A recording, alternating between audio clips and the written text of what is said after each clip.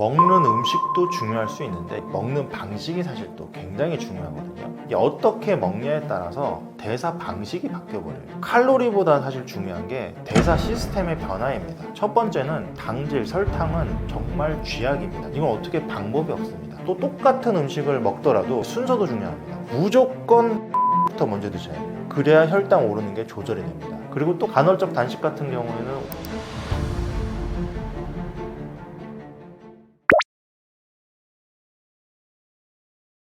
아침에 도대체 뭘 먹어야 하루 종일 식욕 조절도 잘 되고 혈당도 좀 안정될까라고 많이들 물어보세요. 왜냐면 아침에 도대체 뭘 먹어야 될지 모르신 경우가 진짜 많거든요. 제가 권해드리고 싶은 건 한국인에게는 한국인에게 맞는 식단이 있을 수 있다. 이건 이제 굉장히 유명한 세계적인 석학들도 자꾸 말하는 내용인데 발토롱고 박사님이라는 그 유명한 분이 있습니다. 장수학 연구하신 분인데 이분이 장수학이 뭐냐면 오래 사는 학문이에요. 100세까지 사는 학문 막 그런 거 연구하신 분인데 굉장히 유명한 분입니다. 요 분도 하셨던 말씀인데 어떤 인종이든 그 인종이 문화적으로 계속 먹어왔던 음식을 먹는 게 가장 유리하다. 왜? 대부분 수천 년을 먹어왔을 테니까 그 인종 유전자에 박혀 있다는 거예요. 맞다는 거예요. 그 사람들한테. 그리고 그거 아닌 음식을 자꾸 먹다 보면 여러 가지 문제가 생긴다. 소화기 질환, 크론병이라든지. 그래서 되도록이면 자기네 전통 식단을 먹는 게 가장 좋다라고 얘기를 합니다. 우리나라에서는 신토불이라고 간단하게 얘기하긴 하는데 그래서 우리나라 사람들 제일 좋은 아침 식사는 뭐냐? 밥, 그리고 반찬. 많으면 한 개, 두 개, 이렇게 해서 그냥 드시면 그게 가장 낫습니다. 백미라서 부담되세요? 잡곡밥으로 드십시오. 잡곡을 많이 섞어서 잡곡 20%, 50% 섞으셔가지고 현미랑 해서 탄수화물, 고급 탄수화물로 좀 챙겨서 드시고 거기에 반찬, 나물이나 국, 콩나물국 하나, 밥 말아 드셔도 되고요. 그렇게 해서 간단하게 드시면 됩니다. 거기에 조금 더 잘하고 싶으시다? 단백질 드시면 됩니다. 저는 그냥 어떻게 먹냐면 저는 밥에다가 계란, 후라이로 먹을 때도 있어요. 후라이로 먹기도 하고, 장조림 먹기도 하고, 아니면은 나물 한두 개 갖다 놓고 먹고, 아니면 김에 싸 먹을 때도 있습니다. 이런 식으로 되도록이면 밥을 좀 드시고, 밥에 다른 거를 해서 드시면 될 것 같아요. 그래서 그렇게 반찬 한두 개 해서 드시고, 거기에 단백질까지 넣으면은 더 금상첨화고, 나는 밥은 너무 번거롭고 힘들다. 하시면은 그러면 고급 탄수화물 드시면 됩니다. 그릭 요거트도 있겠고 잡곡밥으로 주먹밥도 있겠고 아니면은 요새 포케나 샐러드 같은 거에 해서 드실 수 있겠고 채소 있고 과일 있고 채소 중에서도 이왕이면은 좀 더 잎채소나 줄기채소 먹으면 좋은데 그게 아니고 좀 그렇다? 그럼 감자 고구마 드셔도 됩니다. 거기다가 단백질은 좀 챙겨 드시면 되잖아요. 단백질, 달걀, 콩, 닭가슴살, 닭다리살 이런 것들.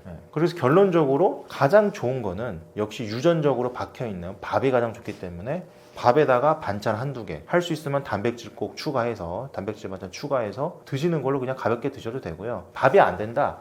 그러면은 탄수화물, 단백질을 해서 드시면 되는데 탄수화물은 아까 말씀드린 고급 탄수화물, 식이섬유가 많이 들어간 거 제가 말씀드린 그릭 요거트, 잡곡밥, 과일, 채소 이런 거 위주로 드시고 단백질은요 되도록이면 좀 지방이 적은 애들 지방이 적고 좀 더 단백질 위주인 애들 달걀, 콩, 닭가슴살, 닭다리살 요런 애들 위주로 드시면 됩니다. 오트밀도 나쁘진 않은데 오트밀 이제 어떻게 먹냐 그리고 어떤 제품 먹냐에 따라 좀 다르거든요. 오트밀을 가장 좋은 거는 이 제품 중에 오트밀 우유에 섞어가지고 전자레인지 넣어서 돌려서 먹으라는 애들이 있어요. 약간 원형에 가까운 애들, 가공을 좀 덜한 애들. 가공을 덜한 애들일수록 훨씬 좋습니다. 근데 보통 가공을 덜한 애들일수록 설탕도 없고 하기 때문에 보통은 맛이 없으실 거예요. 오트밀을 만약 먹는 거라면 가공을 많이 안 한 걸수록 유리한 게 가공을 많이 했을수록 얘가 흡수가 빨라지거든요. 그럼 혈당이 빨리 많이 올라요. 그러니까 가공식품에 가까워지는 거죠. 그래서 권유를 하지 않는 겁니다.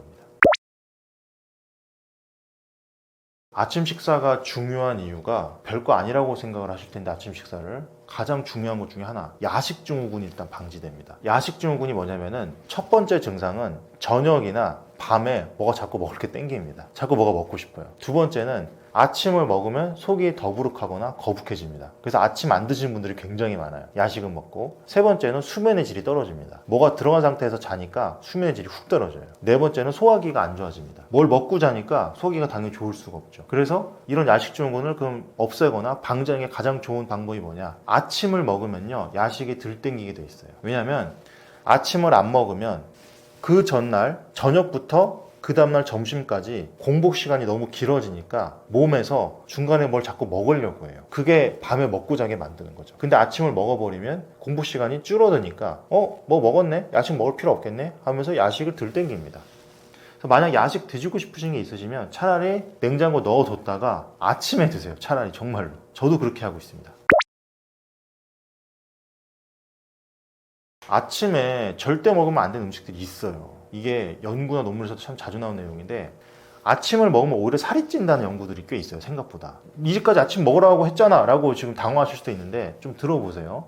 아침을 먹지 말라고 하는 연구나 논문들을 보면 많은 이 연구들이 서양권, 특히 미국 쪽에서 좀 많이 나왔거든요. 근데 생각해보면 거기서 먹는 아침이 굉장히 살찐 애들이 많습니다. 설탕 범벅인 경우가 많아요. 그게 이 책에도 있는 내용인데 거기서 먹는 아침 생각해보면은 시리얼, 설탕 범벅이잖아요. 솔직히 아시잖아요. 설탕 엄청나게 많이 들어간 거. 그런 설탕 범벅인 걸 아침부터 먹으니까 하루 종일 혈당 영향을 많이 줍니다. 하루 종일 혈당이 좀 오르러서 시작을 해서 계속 올라 있어요. 설탕 그냥 폭탄을 집어넣으니까. 그래서 그런 거는 드시면 안 됩니다. 아침에 너무 달달한 거, 너무 혈당 올릴 만한 거는 드시지 마세요. 안 좋습니다.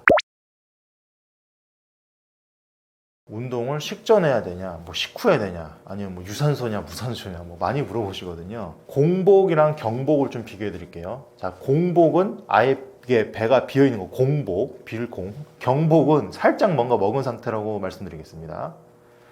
공복이 지방 분해에 좀 더 유리해요. 그건 맞고, 그런데 경복, 살짝 뭔가 먹고 운동을 하는 게 근생성, 근육 생성에 좀 더 유리합니다. 두 개가 장단점이 좀 있어요. 자, 이거랑 유산소랑 무산소 또 비교해 드릴게요. 유산소가 지방 분해는 좀 더 유리할 수 있어요. 지방 분해 좀 더 잘 된다고 합니다. 그런데 무산소가 근육 생성에 좀 더 또 유리해요. 그리고 한 가지 더 있어요. 같은 시간 운동을 하면 보통 무산소의 운동 강도가 더 강합니다. 따라서 칼로리 소모가 좀 더 많아요. 그런 부분에서도 좀 더 이득이 있을 수 있을 겁니다. 그래서 결론적으로 공복 유산소는 지방 분해에 좀 더 유리할 수 있겠고, 경복 무산소는 근생성이 좀 더 유리할 수 있다. 이 두 가지 다 다이어트엔 중요한 부분이고 도움이 되는 부분이에요. 둘 중에 뭐가 더 좋다? 그냥 아빠가 좋냐 엄마가 좋냐밖에 안 됩니다. 부모님은 다 좋은 거예요. 둘 다 하셔도 되고요. 어느 하나 유리한 거를 거기서 찾으려고 하지 마시고 그냥 운동 뭐라도 하십시오. 최소 30분이라도 일단 걸어주시고 둘 중에 뭐라도 상관없습니다. 어떤 거든 해주시기 부탁드립니다. 식사 후든 식사 전이든 제가 가장 추천드리는 운동, 진짜 다른 운동 아무것도 못했으면 정말 이것만 최선을 해주셔라. 식후 산책 30분 요거만 기억해 주십시오. 식후 산책 30분. 왜 식후에 하는 게 좋냐면은 식후에 하면은 밥을 먹자마자 혈당이 많이 올라가 있잖아요. 그럼 혈당 조절이 좀 빨리 많이 안 될 수도 있는데 바로 걸음으로써 바로 써버리면서 바로 혈당 조절을 즉시 도와줍니다. 이게 아주 차이가 크죠. 그러니까 어떤 문제든 생겼을 때 예방하면 좋지만 생기자마자 바로 하면 제일 또 좋잖아요. 빨리 대처를 해야죠. 그래서 식후에 걷는 거 좋고, 또 왜 산책이냐, 세게 하실 필요가 없어요. 식후에 뭐 그러면 빨리 많이 쓰겠다고 가셔서 뭐 벤치프레스를 100kg를 들고 막 이렇게 체합니다. 다 체해요. 체하고 소화도 안 돼요. 너무 힘들고 부담되고. 산책만 하십시오. 걷는 게 최고입니다. 그냥 걸으시면 됩니다. 빨리 걸으실 필요도 없어요. 그냥 걸어주세요. 그리고 또 산책이 또 왜 좋냐? 기분 전환이 돼요. 기분 전환이 돼서 디저트 같은 것도 안 먹을 수도 있어요. 왜냐면 기분이 안 좋아서 먹는 경우가 많은데 달달한 거를 산책하면 기분이 전환이 되거든요. 굉장히 좋습니다. 그래서 식후 산책. 그리고 왜 30분? 제가 말씀드리지만은 30분 운동하나 60분 운동하나 지방 분해되는 게 거의 똑같다는 연구가 있습니다. 그거는 미국의 임상건강증진학회라는 국가기관 단체에서도 발표를 한 내용이고요. 따라서 물론 더 하셔도 좀 더 되긴 됩니다. 더 좋긴 좋은데 최소한으로 딴 거 못했고 난 이거만 하겠다 하시면은 식후 산책 30분 이거는 꼭 해주시길 부탁드립니다.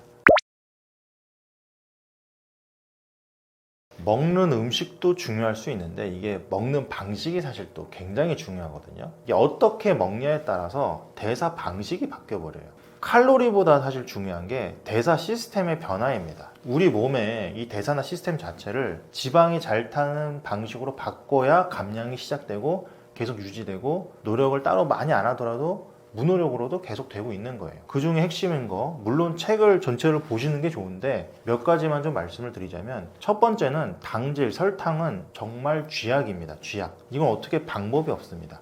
우리 몸에 혈액이 5리터가 들어가요. 5리터면은 뭐 이런 물병으로 지금 이게 몇 밀리미터인지 모르겠는데 한 250 정도 돼 보이네요. 자, 5리터면은 이거 20병 정도가 있어야 돼요. 20병 정도가 있어야 되는데 그 정도 정말 많은 물량에 설탕이 얼마나 들어가 있을까요? 거기 있어야 될 설탕의 양이 손톱만큼 있어야 됩니다.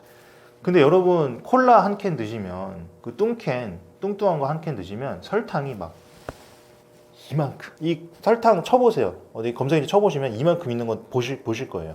어마어마하게 들어갑니다. 빵? 나 단빵 안 먹어서 설탕 별로 안 먹는데 파운드 케이크라는 거 들어보셨나요? 파운드 케이크 별로 안 달달한 빵이죠. 약간 사각형 돼 있어가지고 별로 달달하지 않은 빵. 그것보다 크림빵이 훨씬 달죠. 근데 파운드 케이크요. 왜 파운드 케이크냐면 1파운드의 밀가루, 1파운드의 설탕이 합쳐진 거예요. 설탕 엄청 들어갑니다. 그런 달달하지 않은 것도 설탕이 그렇게 많이 들어가는데 도대체 딴 거 얼마나 많이 들어갈까요? 설탕 정말 조심하셔야 됩니다. 그래서 그거를 일단 줄이는 거 가장 중요해요. 그거 줄이고 똑같은 칼로리도 그렇게 먹는 게 낫고, 또 똑같은 음식을 먹더라도 밀 시퀀싱, 음식을 먹을 때 순서도 중요합니다. 무조건 섬유질부터 먼저 드셔야 돼요. 그래야 혈당 오르는 게 조절이 됩니다. 탄수화물, 당질은 맨 마지막에 드셔야 됩니다. 그래야 혈당이 빨리 많이 안 오르거든요. 그래서 섬유질하고 단백질, 섬유질, 단백질 먼저 드시고 이 탄수화물, 당질은 맨 끝에 드셔라. 자, 그래서 고기 드실 때도 여러분들이 고기하고 채소를 먼저 먹고, 고기하고 채소 먼저 먹고 냉면은 뒤에 먹는 게 유리한 게 맞긴 맞아요. 네, 그렇게 하시는 게 좀 나을 겁니다. 그렇게 하면 똑같은 음식 먹더라도 살이 더 잘 빠지는 몸으로 좀 바뀌어 있겠죠. 그리고 또 간헐적 단식. 간헐적 단식 같은 경우에는 원래 먹는 음식 종류와 양은 똑같이 하고 먹는 시간만 바꾸는 거거든요. 그렇게만 해도 공복 시간을 만들어주면은 몸이 지방이 잘 타는 몸으로 바뀌어 있어요. 왜? 인슐린 감수성이 올라가고, 그래서 인슐린 분비가 많이 안 되고, 인슐린 분비가 많이 안 돼야 지방분해 통로가 열립니다. 인슐린 분비가 되면은 지방분해 통로가 막혀요. 그것도 열어주게 되는 거죠. 자, 이런 식으로 먹는 음식도 중요하겠지만 먹는 방식, 어떻게 뭘 먹냐가 굉장히 중요합니다. 이런 시스템을 만들어서 지방이 잘 타는 그런 방식으로 몸의 대사를 바꿔주셔야 됩니다. 다이어트를 시작을 하기가 참 두려우신 분들 많으실 거예요. 많이 해보셨는데 실패하고 아니면 요요고 했던 분도 많으실 거고, 그런 분들이 보통 생각하시는 게 의지력을 이제 써야 되니까 그래서 이제 하기 싫어하시는 거거든요. 하기도 두렵기도 하고요. 그럼 단순히 생각해봐도 다이어트를 하면은 시간, 돈, 노력 다 들어가는데, 우리가 숙제한 것만 날려도 아니면은 뭐 일하다가 이게 정전돼서 날아가도 두렵고 힘든데, 다이어트는 몇 개월을 해야 되는데 그게 다 날아간다고 생각하면 너무 두렵죠. 그러니까 시작도 못 하세요. 돌아올 수도 있고.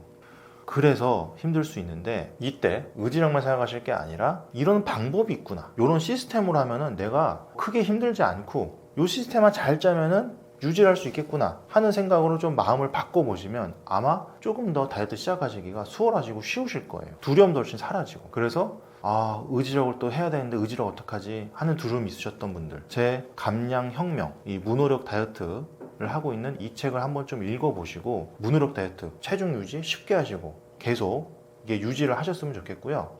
또 제 채널 살빼남, 살을 빼주는 남자 살빼남 유튜브 채널도 구독자 한 20만 정도 되고, 와서 봐주시면은 저는 평상시에도 막 노력하세요, 많이 하세요, 이거 먹지 마세요, 저거 먹지 마세요 하지 말라는 얘기는 잘 안 합니다. 왜냐하면 환자분들이 안 할 걸 알고 있어요. 그래서 무조건 하지 말라, 무조건 안 된다, 절대 안 된다 이런 얘기보다는 할 수 있는 방법, 쉽게 할 수 있는 방법, 조금 더 내가 그렇게 의지력 안 쓰고 혼나지 않으면서 할 수 있는 방식들을 좀 말씀을 드리고 있어요. 그래서 제 채널에도 한번 와주셔가지고 좀 봐주셨으면 좋겠고, 물론 저에게 직접 뭐 진료를 받고 싶으시거나, 나는 여기서도 받지만 어떤 내가 혼자서 다이어트를 하기가 어렵다, 제가 이제 책에서도 말씀드린 뭐 몸의 문제나 건강 문제나 뭐 이런 것들이 있어서 사실 안 빠진다 하시는 분들은 언제든지 제 한의원인 보문담 한의원 오셔서 진료 받으시면 될 것 같습니다. 우리 떠먹여주는 TV 시청자, 구독자 여러분, 초대해 주셔서 정말 감사드리고, 또 좋은 영상으로 다시 한번 뵐 수 있으면 좋겠습니다. 들어주셔서 감사합니다.